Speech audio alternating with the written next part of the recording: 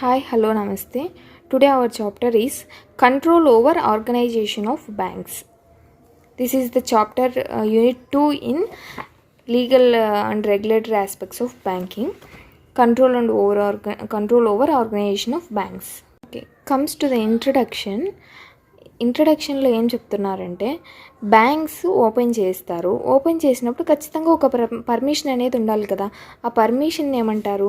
Licence అంటారు. అంటే first start అయ్యేటప్పుడు ఖచ్చితంగా లైసెన్స్ అనేది ఉండాలి. ఓకే, అంటే హెడ్ ఆఫీస్ అనుకోండి. తర్వాత వాటి బ్రాంచెస్ ఓపెన్ కావాలన్నా కూడా పర్మిషన్ అనేది ఉండాలి కదా. వాటికి సంబంధించిన రూల్స్ అండ్ రెగ్యులేషన్స్ ఎలా ఉంటాయి, హెడ్ ఆఫీస్ ఓపెన్ అయ్యేటప్పుడు లైసెన్స్ రూల్స్ అనేవి ఎలా ఉంటాయి అనేది ఇంట్రడక్షన్లో చెప్పారు. సో నెక్స్ట్ లైసెన్సింగ్ ఎలా ఉంటుందో చూద్దాం. Licensing of banking companies. Licensing of banking companies ఎవరి దగ్గర నుంచి వస్తుంది? బ్యాంక్స్కి ఆర్బీఐ దగ్గర నుంచే వస్తుంది లైసెన్స్. ఖచ్చితంగా ఆర్బీఐ దగ్గర నుంచి వస్తుంది. According to which section 22. ఇవన్నీ బ్యాంకింగ్ సంబంధించినవి కాబట్టి బీఆర్ యాక్టే ఉంటుందండి. మీరేం కన్ఫ్యూజ్ కాకూడదు వేరే యాక్ట్ ఏమో అని. సెక్షన్స్ మాత్రం గుర్తుపెట్టుకోవాలి. Okay, section 22 BR act. According to this licence అనేది ఆర్బీఐ ఇస్తుంది. కానీ ఇప్పుడు ఫర్ ఎగ్జాంపుల్ ఒక బ్యాంకు ఓపెన్ చేసినారు. ఓపెన్ చేసి 6 months అవుతుంది, 7 months అవుతుంది. వాళ్ళ లైసెన్స్కి అప్లై చేయకపోతే ఎలా చేయాలి కదా. సో ఒక లిమిట్ అనేది పెట్టారు. ఆ లిమిట్ ఏంటి? 6 months. వితిన్ 6 months లోపల వాళ్ళ లైసెన్స్కి ఖచ్చితంగా అప్లై చేయాలి. Within 6 months apply to the licence. Okay, that is the banking business అనేది వితౌట్ లైసెన్స్ అనేది చేయకూడదండి. అది prohibition. Banking business. And next one is discretion of Reserve Bank. That means discretion means the power of making free choices. అంటే ఎలాంటి choices, ఎలాంటి decisions అయినా తీసుకునే power reserve బ్యాంక్కి ఉంటుంది అని దీని మీనింగ్. సో ఈ లైసెన్సింగ్ కాన్సెప్ట్లో ఈ డిస్క్రిషన్ అనేది ఎలా వర్క్ అవుతుందంటే, ఇన్ కేస్ ఒక బ్యాంక్ లైసెన్స్కి అప్లై చేసింది, బట్ ఆ లైసెన్స్ అనేది రెఫ్యూజ్ అయిందనుకోండి. ఆ లైసెన్స్ అనేది రెఫ్యూజ్ అయితే అప్పుడు ఆ పర్టిక్యులర్ బ్యాంక్ అనేది బ్యాంకింగ్ బిజినెస్ చేయొచ్చా? రిఫ్యూజ్ అయినప్పుడు లైసెన్స్ రిఫ్యూజ్ అయితే బ్యాంకింగ్ బిజినెస్ చేయడానికి లేదు కదా. సో చేయకూడదు. కానీ వాళ్ళ అదర్ బిజినెసెస్ ఉంటాయి కదా, అదర్ బిజినెసెస్ చేయొచ్చు అనమాట. సో ఈ పాయింట్ ఇంపార్టెంట్. ఒకవేళ లైసెన్స్ అనేది రెఫ్యూజ్ అయితే they can do other business other than banking. Next one is conditions to be satisfied.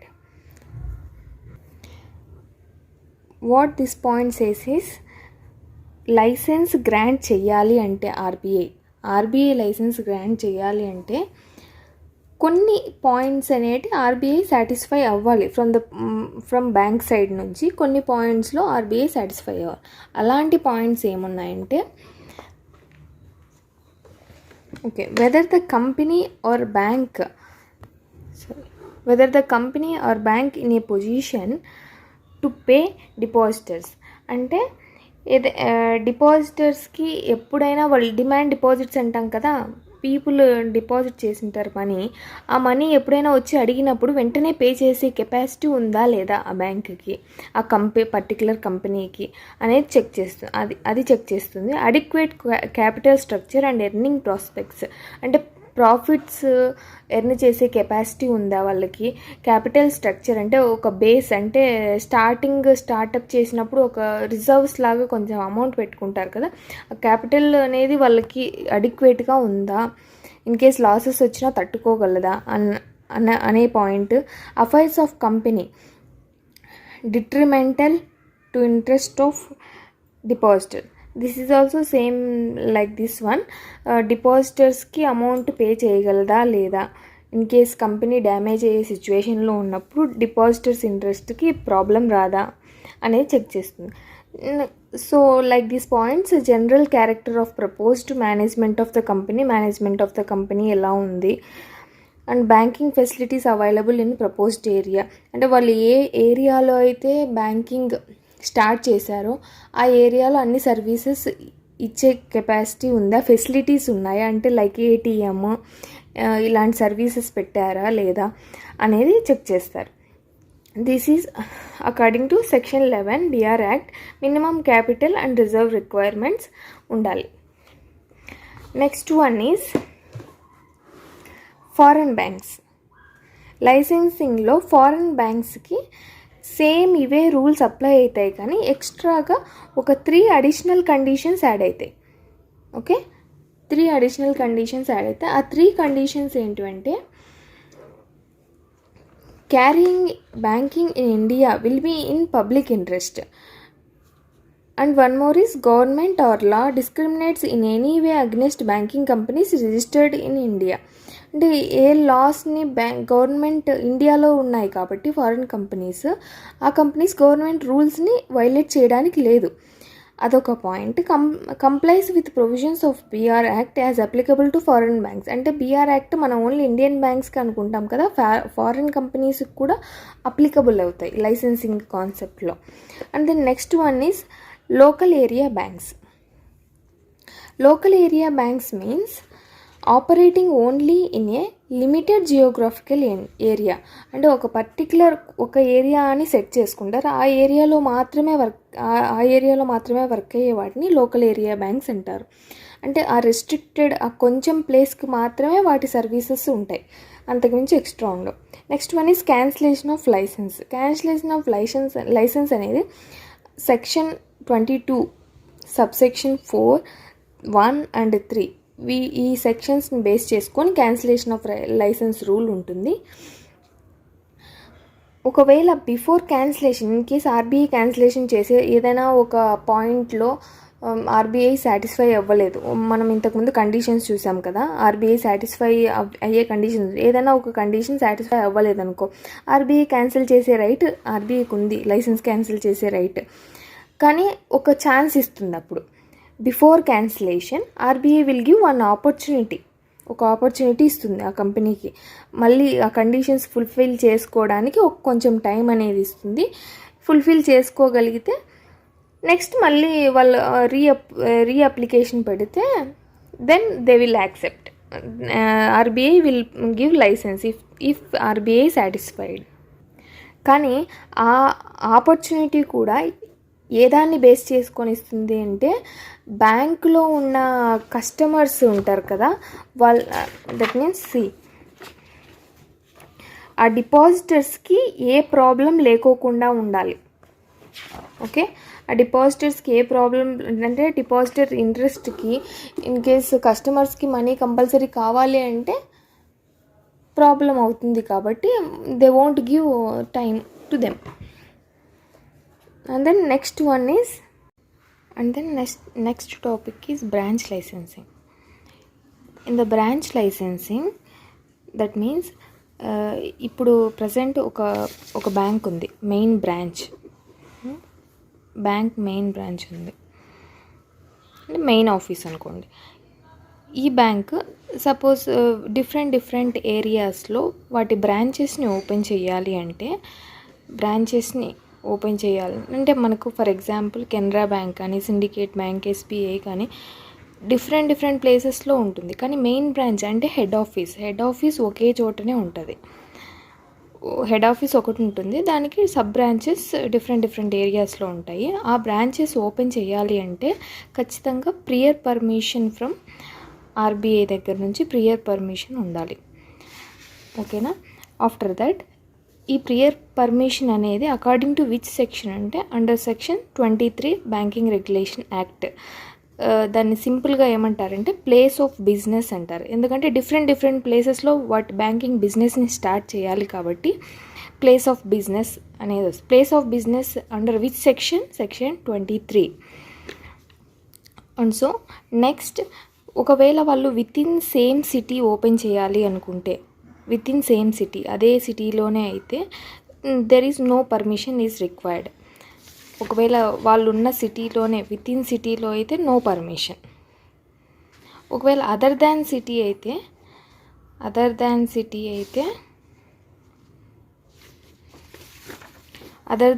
అయితే ఖచ్చితంగా పర్మిషన్ ఉండాలి. అండ్ ఆల్సో ఇది సేమ్ ఫారెన్ బ్రాంచెస్కి కూడా, ఫారెన్ బ్యాంక్స్ ఉంటాయి కదా, వాటికి కూడా సేమ్ ఇదే రూలే అప్లికబుల్ అవుతుంది. కానీ టెంపరీగా అంటే బిజినెస్ అంటే ఆల్ టైప్ ఆఫ్ బిజినెసెస్ వస్తాయి. ఫర్ ఎగ్జాంపుల్ కాన్ఫరెన్సెస్, ఏదైనా బ్యాంక్ మేళా అని జరుగుతూ ఉంటుంది, అంటే ఒక ఎగ్జిబిషన్ లాగా జరుగుతూ ఉంటుంది. అలాంటి వాటికి పర్మనెంట్గా పర్మిషన్ ఇవ్వరు. Only 1 month. ఎన్ని డేస్? 30 days, 30 or 31 days. ఓన్లీ 1 month మాత్రమే. 1 month is permission for the conferences, మేళా ఇలాంటి వాటికి exemption.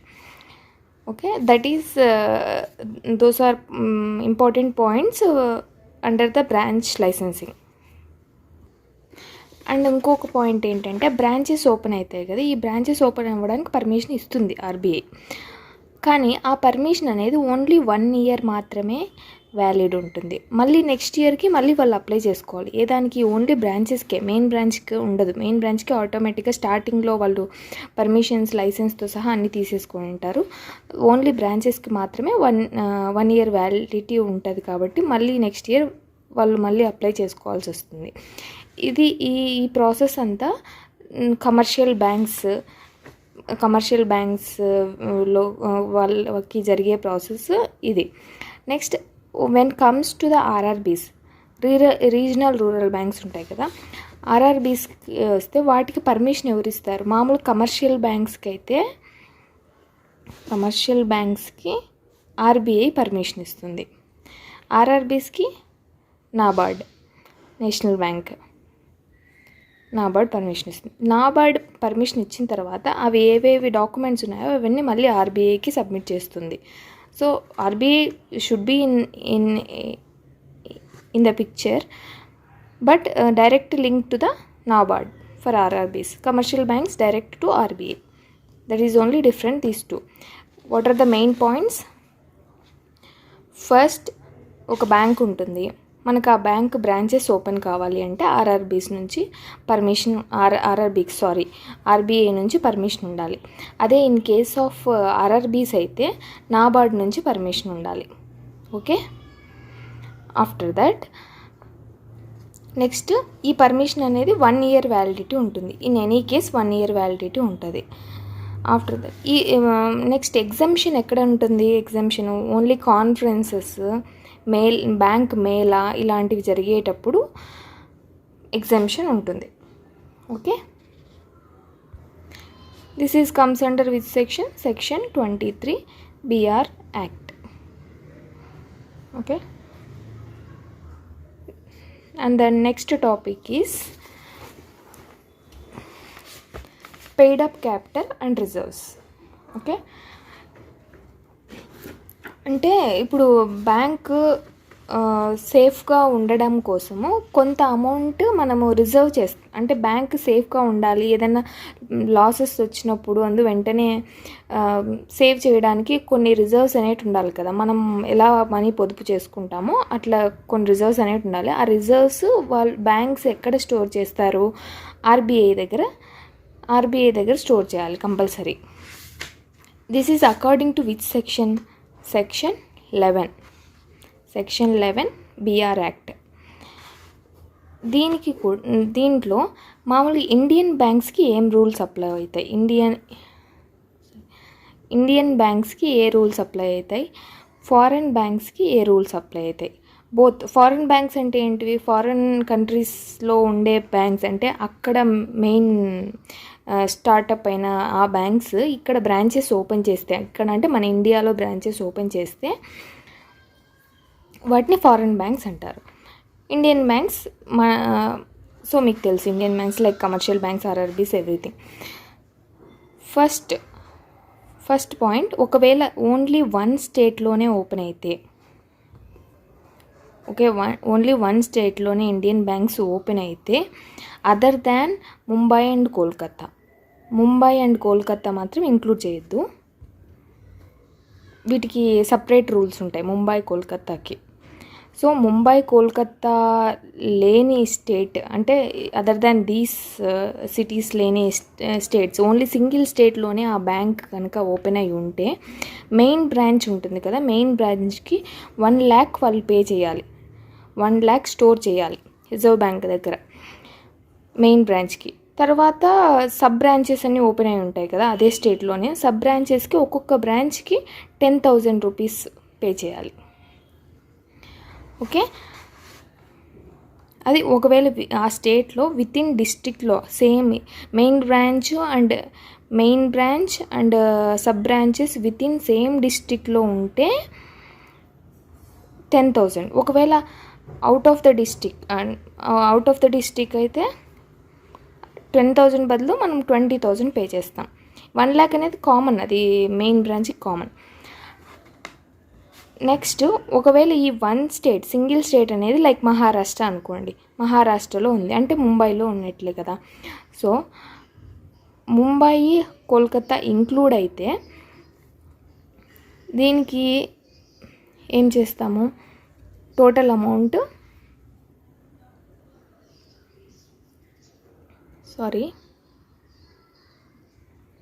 And the next topic is paid up capital and reserves. Paid up capital and reserves అంటే ఏంటి? ఫస్ట్ బ్యాంక్ ఏదైనా ప్రాబ్లంలో ఉన్నప్పుడు కొంత అమౌంట్ అనేది దాన్ని సేవ్ చేయడానికి కావాలి కదా. సో దానికోసం ప్రియర్గా రిజర్వ్ బ్యాంక్ దగ్గర బ్యాంక్స్ సేవ్ చేసుకొని, లైక్ మనం ఎలా అయితే కమర్షియల్ బ్యాంక్స్లో పీపుల్ ఎలా అయితే మనీ సేవ్ చేసుకుంటారో త్రూ సేవింగ్స్ అకౌంట్స్ అలా, సో ఇలా ఆర్బీఐ దగ్గర బ్యాంక్స్ సేవ్ చేస్తాయి, దాన్ని రిజర్వ్స్ అంటారు. ఇలా రిజర్వ్స్ చేయడానికి కూడా అకార్డింగ్ టు విచ్ సెక్షన్లో ఉండే ప్రొవిజన్స్ ప్రకారంగా చేస్తారంటే section 11 BR act, section 11 BR act ప్రకారంగా చేస్తారు. ఇందులో కూడా ఇండియన్ బ్యాంక్స్ అయితే Indian banks and both foreign banks రెండు ఉంటాయి కదా. ఫారెన్ బ్యాంక్స్ అయితే ఎలా సేవ్ చేస్తాయి, ఇండియన్ బ్యాంక్స్ అయితే ఎలా రిజర్వ్ చేస్తాయి ఆర్బీఐ దగ్గర. ఖచ్చితంగా both should reserve at RBI only. Section 11 subsection ఏమో 2 ఫారెన్ బ్యాంక్స్కి, ఇండియన్ బ్యాంక్స్కి సబ్సెక్షన్ 3. ఫస్ట్ ఓన్లీ ఒకవేళ ఫర్ ఎగ్జాంపుల్ బ్యాంక్ ఎస్బీఐ బ్యాంకే అనుకోండి, ఎస్బీఐ బ్యాంక్ ఒక్క స్టేట్లో, అన్ని స్టేట్స్లలో ఆల్మోస్ట్ ఉంది బట్ ఒక్క స్టేట్లో ఉందనుకోండి, 1 state.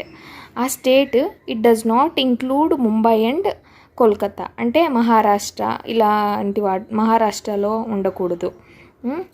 So Mumbai, Kolkata include కాని స్టేట్ అయితే ఓన్లీ 1 స్టేట్లో ఉంటే ఆ స్టేట్ మెయిన్ హెడ్ ఆఫీస్ ఉంటుంది కదా, మెయిన్ ఆఫీస్ వాళ్ళు 1 lakh రిజర్వ్ చేయాలి. తర్వాత వాటి సబ్ బ్రాంచెస్ ఎన్ని ఉంటాయో ఒక్కొక్క సబ్ బ్రాంచ్కి 10,000 రూపీస్ రిజర్వ్ చేస్తాం. అది ఎప్పుడు ఒకవేళ head office plus sub branch రెండు సేమ్ డిస్ట్రిక్ట్లో ఉంటే, స్టేట్లో సేమ్ డిస్ట్రిక్ట్లో ఉంటే ఇలా.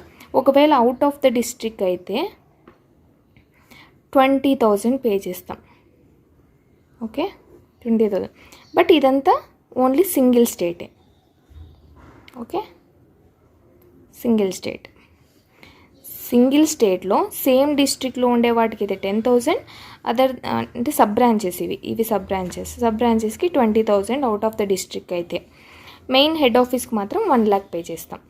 బట్ ఎన్ని బ్రాంచెస్ ఉన్నా కూడా ఇప్పుడు ఒకవేళ చాలా ఎక్కువ బ్రాంచెస్ ఉన్నాయనుకో అమౌంట్ ఇంక్రీజ్ అవుతా పోతుంది కదా.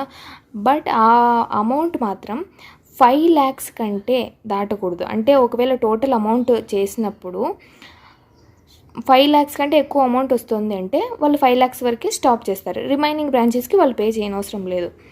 దెన్ అప్ టు 5 lakhs వరకు మాత్రమే ఉండాలి. షుడ్ నాట్ ఎక్సీడ్ 5 lakhsకి మించి ఎక్సీడ్ కాకూడదు. ఓకే, ఒకవేళ single state but Mumbai, Kolkata include అయి ఉంటాయి. అంటే లైక్ మహారాష్ట్రలో ఉందనుకోండి బ్రాంచ్, అప్పుడు మెయిన్ హెడ్ ఆఫీస్కి ఎంత పే చేస్తామంటే 5 lakhs పే చేస్తారు. మామూలుగా అయితే other than Mumbai and Kolkata అయితే 1 lakh హెడ్ ఆఫీస్కి, దీనికైతే 5 lakhs. ముంబై, కోల్కతా ఇవి సిటీస్ కదా. ఒకవేళ అవుట్ ఆఫ్ ద సిటీ, అదే సిటీలో ఉండే బ్రాంచ్కి అయితే ఏం పే చేయరు. So out of the city బ్రాంచ్కి అయితే 25 lakhs 25,000 పే చేస్తారు. Okay, out of the city అయితే 25,000 పే చేస్తారు. బట్ ఇక్కడ కూడా టోటల్ అమౌంట్ ఎంత ఎక్సిడ్ కాకూడదంటే 10 lakhs. 10 lakhs కంటే ఎక్సిడ్ కాకూడదు. ప్రీవియస్గా ఓన్లీ 5 lakhs కంటే ఎక్సిడ్ కాకూడదు ఎప్పుడు ముంబై అండ్ కోల్కతా ఇంక్లూడ్ కానప్పుడు. అండ్ దెన్ నెక్స్ట్, ఒకవేళ బ్యాంక్ హెడ్ ఆఫీస్ మాత్రమే ఉందనుకోండి, అంటే బ్యాంకు ఒకే ఒక్క ప్లేస్లో ఉంది, సబ్ బ్రాంచెస్ ఏం లేవు, సో వన్ ప్లేస్లోనే ఉంది, అలాంటి బ్యాంక్స్ 50,000 మాత్రమే పే చేస్తాయి. Okay, then next, more than one state. ఇప్పటి వరకు మనం సింగిల్ స్టేట్లో ముంబై అండ్ కోల్కతా ఇంక్లూడ్ అయితే ఎలా, ఇంక్లూడ్ కాకపోతే ఎలా ఉంటాయి రిజర్వ్స్, అండ్ ఒకవేళ ఓన్లీ వన్ ప్లేస్లో ఉంటే ఎలా ఉంటుంది అని చూసాము. నెక్స్ట్, ఒకవేళ more than one state, so more than one state అయితే అమౌంట్ ఎలా ఉంటుందంటే same as including Mumbai and Kolkata 5 lakhs ఉంటుంది. ఒకవేళ ఈ మోర్ దాన్ వన్ స్టేట్స్లో ఒక more than one state 5 lakhs, ఇదేంటి ఎక్స్క్లూడింగ్ ముంబై అండ్ కోల్కతా, నేను M&K అని రాస్తున్నాను. ఇంక్లూడింగ్ అంటే ఈ more than one state 3-4 states ఉన్నాయి, 3-4 స్టేట్స్లో ఒక స్టేట్ మహారాష్ట్ర అనుకోండి, అప్పుడు ఎంత పే చేస్తామంటే 10 lakhs డబల్ ఇంక్లూడ్ అయితే. Okay, is it clear now? Next, ఈ ప్రాసెస్ మొత్తం ఇండియన్ బ్యాంక్స్కి మాత్రమే. ఓకే, ఇండియన్ బ్యాంక్స్కి మాత్రమే. కానీ ఫారెన్ బ్యాంక్స్కి సింగిల్ స్టేటా, మల్టిపుల్ స్టేట్స్లో ఉందా, ఇదంతా ఏం చూడరు. ఓన్లీ మోర్ దాన్ వన్ స్టేట్లో ఉంటే 15 lakhs పే చేస్తారు. More than one state 15 lakhs pay చేస్తారు. అంటే నేను ఇక్కడే మెన్షన్ చేస్తాను, మీకు క్లియర్గా ఉంటుంది. మోర్ దాన్ వన్ స్టేట్ అయితే ఫారెన్ బ్యాంక్స్కి 15 lakhs. మామూలుగా ఇండియన్ బ్యాంక్స్కి 5 lakhs, ఫారెన్ బ్యాంక్స్కి 15 lakhs. ఒకవేళ ముంబై అండ్ కోల్కతా ఇంక్లూడ్ అయితే 10 lakhs for Indian banks and 20 lakhs for foreign banks. Plus వీటితో పాటు ఫారెన్ బ్యాంక్స్ ఎక్స్ట్రాగా ఏం పే చేయాలంటే వాళ్ళకు వచ్చే యాన్యువల్ ప్రాఫిట్ అండ్ లాస్ ఉంటుంది కదా, అందులో ఎంత ప్రాఫిట్ అయితే మెన్షన్ చేసి ఉంటారో ఇయర్లీ, అందులో 20% ప్రాఫిట్ ఈచ్ ఇయర్ అది కూడా రిజర్వ్ చేయాలి ఆర్బీఐ దగ్గర. So these only 3 points for foreign bank. ఏంటంటే మోర్ దాన్ వన్ స్టేట్ అయితే 15 lakhs పే చేస్తాం. ఒకవేళ ముంబై అండ్ కోల్కతా ఇంక్లూడ్ అయితే 20 lakhs రిజర్వ్ చేస్తారు. ప్లస్ వీటితో పాటు 20% ప్రాఫిట్ ఈచ్ ఇయర్. అదే ఇండియన్ బ్యాంక్స్ అయితే సింగిల్ స్టేట్లో without Mumbai and Kolkata 1 lakh pay చేస్తారు హెడ్ క్వార్టర్స్కి, బ్రాంచ్కి 10,000 with in same district, out of the district 20,000, it should not exceed 5 lakhs. And same single state but Mumbai and Kolkata included, head quarters for 5 lakhs plus 25,000 out of the city అయితే should not exceed 10 lakhs. ఒకవేళ ఒకే ఒక్క bank ఒక్కటే branch, వాటికి sub branches ఏం లేవు అంటే 50,000. More than one state అయితే 5 lakhs including Mumbai and Kolkata 10 lakhs. ఇప్పుడైతే అమౌంట్ ఇంత డిపాజిట్ చేస్తామని చూసాం కదా, కానీ ఏ ఫామ్లో ఆర్బీఐ దగ్గర డిపాజిట్ చేస్తారంటే త్రూ క్యాష్ అయినా చేయొచ్చు, సెక్యూరిటీస్ ఫామ్లో అయినా చేయొచ్చు, గవర్నమెంట్ సెక్యూరిటీస్ ఉంటాయి కదా ఆ ఫార్మాట్లో అయినా చేయొచ్చు, లేదంటే సగం ఇవి అట్లా బోత్ ఇంక్లూడ్ చేసైనా చేయొచ్చు. Okay, so those all points are here only, foreign banks and Indian banks. And the next one is paid up capital, subscribed capital and authorized capital. And then next topic is shareholding in banking companies. అంటే banks మనకి trading అని లేదంటే investments అని ఇలా చేస్తుంటాం కదా, so అందులో ఎంత షేర్స్ కొనుక్కుంటుంటారు కొంతమంది షేర్స్ కొనుక్కుంటూ ఉంటారు కదా. సో ఆ షేర్స్ కొనుక్కున్నప్పుడు బ్యాంక్స్ ఇష్యూ చేస్తుంది, బ్యాంక్స్కి ఇష్యూ చేసే రైట్ ఉంది, షేర్స్ ఇష్యూ చేసే right according to section 12 of 1 and 2 subsections ప్రకారంగా వాటికి బ్యాంక్స్కి షేర్స్ ఇష్యూ చేసే రైట్ ఉంది. ఓకే, షేర్స్ ఇష్యూ చేసే రైట్ ఉంది. నెక్స్ట్ అందులో voting rights of share holders అంటే పీపుల్ బ్యాంక్స్ దగ్గర నుంచి షేర్స్ తీసుకుంటారు కదా. అప్పుడు పీపుల్ ఏమవుతారు, షేర్ హోల్డర్స్ అవుతారు. ఎవరైతే కొనింటారో షేర్స్ వాళ్ళు షేర్ హోల్డర్స్ అవుతారు. వాళ్ళకి ఓటింగ్ రైట్స్ ఏముంటాయి అంటే, ఫర్ ఎగ్జాంపుల్ ఒక కంపెనీ షేర్ హోల్డర్స్ వాళ్ళు కొనుక్కున్నారే అనుకోండి, ఆ కంపెనీలో ఏదైనా ఇంపార్టెంట్ డెసిషన్ తీసుకోవాలంటే, ఏదైనా కాన్ఫరెన్స్ కానీ ఏదైనా మీటింగ్స్ కానీ జరుగుతాయి. Share holders means part of the owner అనే కంపెనీకి, అంటే మనకి ఎంత షేర్ ఉంటుందో అంత భాగం మనకి కంపెనీలో పార్ట్ ఉంది కాబట్టి మనం కూడా ఓనర్షిప్ ఉన్నట్లు. బట్ లిమిటెడ్ ఓనర్షిప్ ఉంటుంది కంపేర్డ్ టు సీఈఓస్, ఆ కంపెనీ ఎండీస్ వాళ్ళతో పోలిస్తే షేర్ హోల్డర్స్కి లిమిటెడ్ రైట్స్ ఉంటాయి. అందులో ఓటింగ్ రైట్స్, ఏదైనా డెసిషన్ వాళ్ళు తీసుకునేటప్పుడు ఖచ్చితంగా షేర్ హోల్డర్స్ని అడుగుతారు. మన దగ్గర ఫర్ ఎగ్జాంపుల్ 4 షేర్స్ ఉన్నాయనుకోండి, 4 షేర్స్ ఉంటే మన దగ్గర 4 ఓట్స్ ఉన్నట్లు మీనింగ్. అంటే 1 share value equal to 1 vote. Okay, and then next మనము ఒక కంపెనీ షేర్స్ అంటే షేర్ హోల్డర్స్ కంపెనీ షేర్స్ని ఎంతవరకు కొనుక్కోవచ్చు అంటే నో లిమిట్. కంపెనీ వాళ్ళు ఇష్యూ చేసింటారు, మనకి ఎంత కెపాసిటీ ఉందో అంతవరకు కొనుక్కోవచ్చు. So company shares holding means అదే మనం పర్చేస్ చేయడానికి no limit. Okay, next voting rights.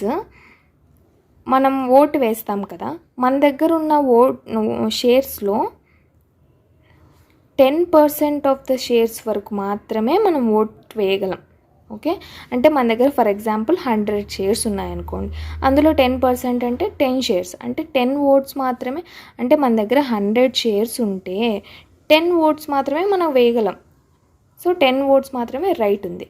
కానీ ఈ 10% అనేది ఇన్ కేస్ ఆర్బీఐ దగ్గర కొన్ని సిచ్యువేషన్స్ వల్ల పర్మిషన్ తీసుకుంటే ఆర్బీఐకి రైట్ ఉంది, 20% వరకు ఇంక్రీజ్ చేసే రైట్ ఆర్బీఐకి ఉంది. ఓకే, నెక్స్ట్ ఇవి ఒక పర్సన్ దగ్గర ఉన్న షేర్స్ వాళ్ళు ఎలా ఓట్స్ వేస్తారు అనేది.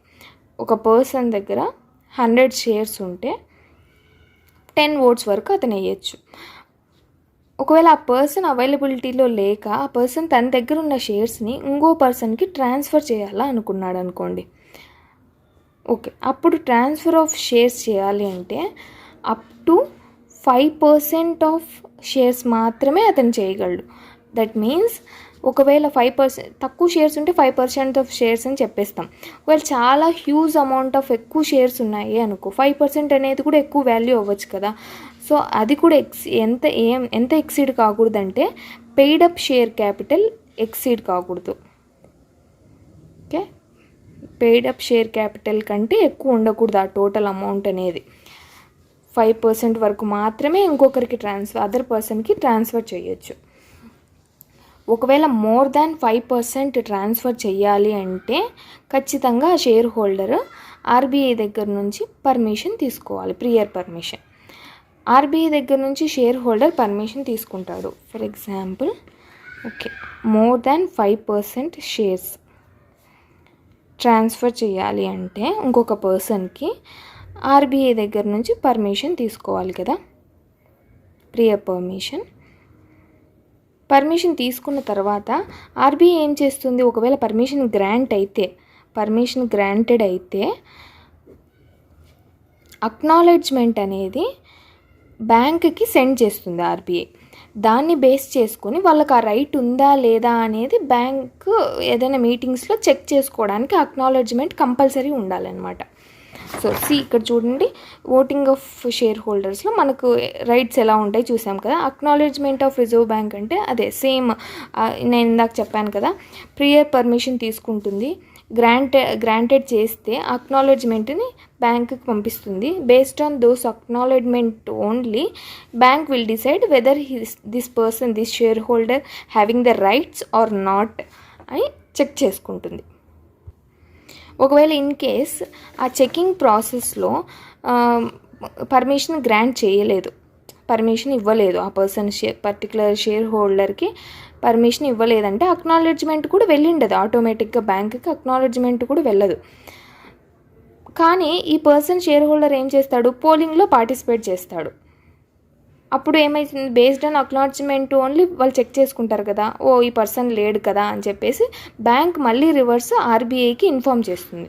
అప్పుడు ఆర్బీఐ ఏం చేస్తుంది, అసలు అతన్ని ఏ పోలింగ్లో ఆ కంపెనీకి సంబంధించిన ఆ బ్యాంకుకి సంబంధించిన పోలింగ్స్ కానీ కాన్ఫరెన్స్ కానీ ఏదైనా జరిగినప్పుడు అతనికి ఇంకా ఏం రైట్స్ లేకోకుండా రిమూవ్ చేసేస్తుంది అతన్ని. Next reports on share holding.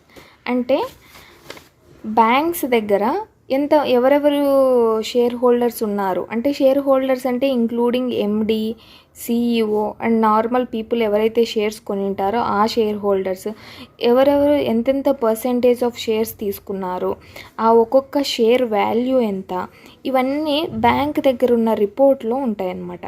ఈ రిపోర్ట్ని ఖచ్చితంగా బ్యాంకు ఆర్బీఐకి సెండ్ చేయాలి. ఓకే, ఈ రిపోర్ట్ని సెండ్ చేస్తే ఇన్ కేస్ ఎనీ చేంజెస్ ఏమన్నా ఉన్నా కూడా ఇవి మీరు ఇంకా ఫాలో కావలేదు, ఏదైనా రూల్స్ వైలేట్ చేసినారంటే మళ్ళీ రివర్స్ బ్యాంక్కి ఆర్బీఐ నోటీస్ చేస్తుంది. సో బ్యాంక్స్ దాని ప్రకారంగా చేంజ్ చేసుకొని మళ్ళీ రిపోర్ట్ని సెండ్ చేయాలి ఆర్బీఐకి compulsory. And then next commission, brokerage and discount. Okay, commission, brokerage, discount అంటే ఏంటంటే according to section 13 banking regulation act ప్రకారంగా సేల్స్ ఆఫ్ షేర్స్ ఉంటాయి కదా. సెక్షన్ 13 అమెండ్మెంట్ వచ్చింది. సో అమెండ్మెంట్ ప్రకారంగా సేల్స్ ఆఫ్ షేర్స్, బ్యాంక్లో షేర్స్ ఉంటాయి కదా, ఆ షేర్స్ని సేల్ చేస్తారు.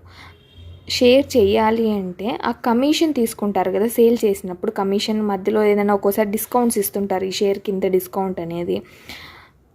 అలాంటిది దానికి ఒక లిమిట్ ఉంటుంది, నాట్ ఎక్సీడ్ 2.5 అంటే 2.5%, 2.5% ఆఫ్ ఇష్యూడ్ ప్రైస్ ఆఫ్ ఒక షేర్కి ఇష్యూడ్ ప్రైస్ అనేది ఉంటుంది. అంటే ఇష్యూ చేసినప్పుడు షేర్కి ఈ వాల్యూ అని ఇచ్చింటారు కదా, దాన్ని ఇష్యూడ్ ప్రైస్ అంటారు. ఇష్యూడ్ ప్రైస్లో 2.5% కంటే ఎక్సీడ్ కాకూడదు దాన్ని సేల్ చేసేటప్పుడు.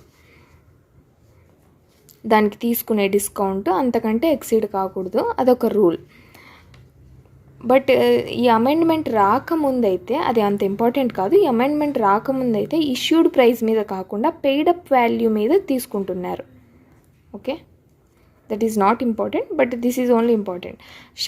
Sales of shares not exceed 2.5% of issued price for commissions. ఇది ఫర్ కమిషన్, డిస్కౌంట్ అలాంటివి ఇస్తారు కదా సేల్ చేసేటప్పుడు.